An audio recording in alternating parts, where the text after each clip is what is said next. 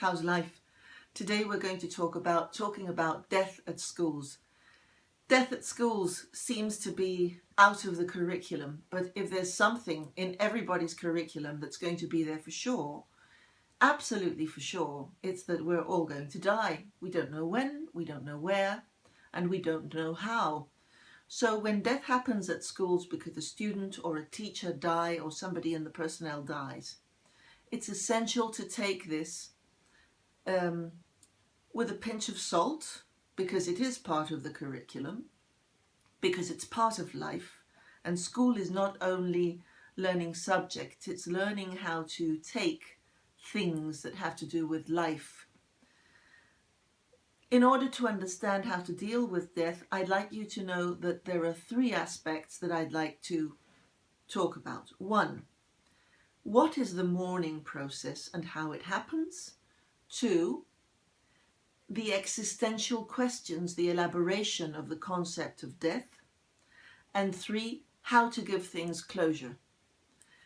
The mourning process has this shape, curiously, and it will go down, it will go around in a spiral.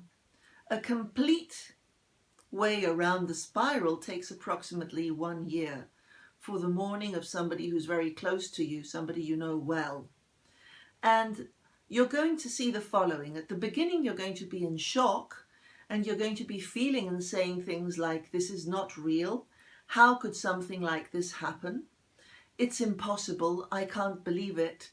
I wake up every morning and I think it hasn't happened, or it's not happening to me, or I don't feel like myself.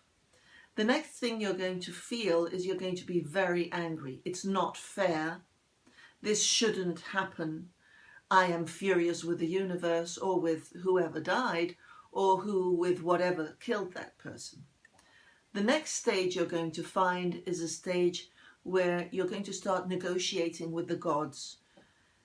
If he hadn't eaten so much, he wouldn't be fat, or if he had taken his medication, or if she hadn't gone near the pool, or if I hadn't driven them to that place that night. This is an area where we're trying to think how we could have helped the situation. Or if I wake up tomorrow and it's not true, I promise I will never drink again. Things in that league.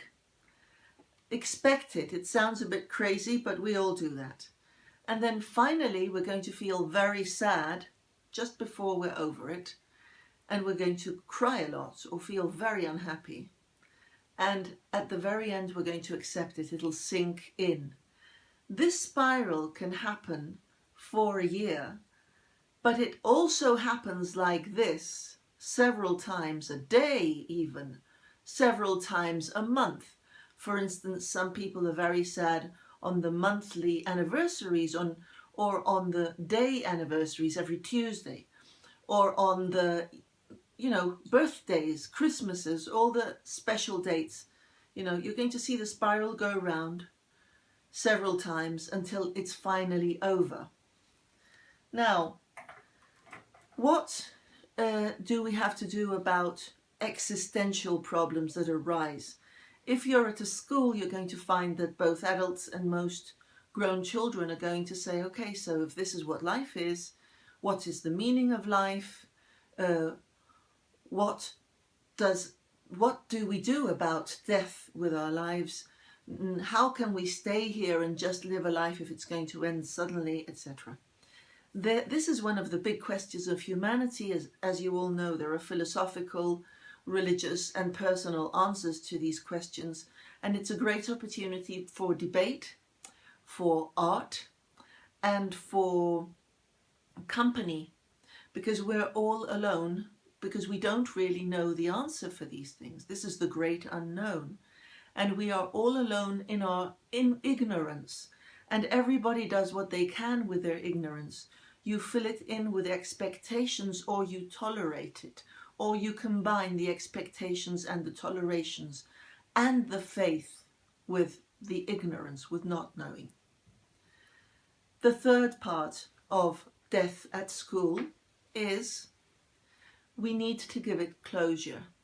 We need to hold some sort of ceremony or ceremonies or events where we can show that this member of the community has left us, but we still have them in our hearts. In order to do so, we can compose music, we can hold celebration of that person's life, or a religious ceremony, or we can write a story or show pictures of that person, or have a plant, something planted in their name, or a bench with their name.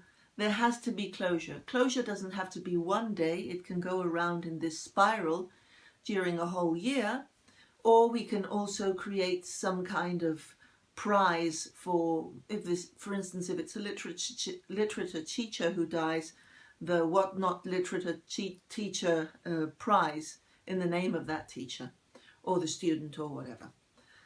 So it's important to give closure to this event, because if we do it properly and we honour this person's life, they don't disappear.